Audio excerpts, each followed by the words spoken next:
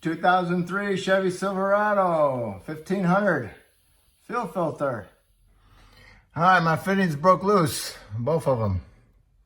If this one don't break loose, put it in line, but this one does, then undo this one first, and then turn the filter and have your wrench on here so the line doesn't, so it doesn't twist the line.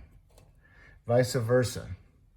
If you can't get any of them loose, then what you need to do is get an impact chisel and cut the filter off of this nut.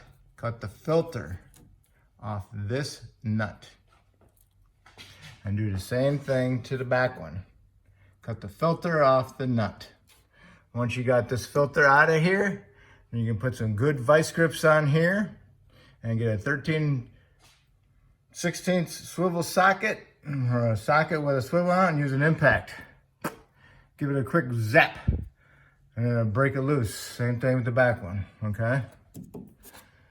When you're going and get it off, put some anti-seize on your threads and on your line and make sure the O-rings are in there. When you're taking the lines out, put a rag up in here to help soak up your gas that drains.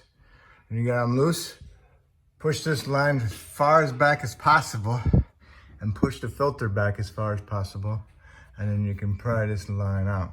Once you get this line out of the way, then you can take the filter and push it that way. I got the filter off. It's always nice to know, is it clogged or not? Okay, this side is the inlet. So wipe it off and blow on it.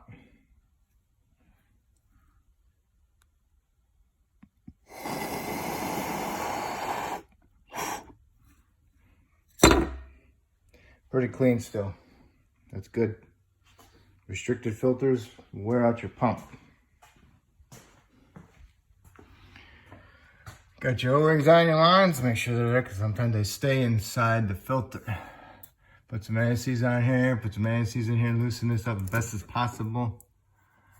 Okay, put some anti-seize on the threads. Put it together.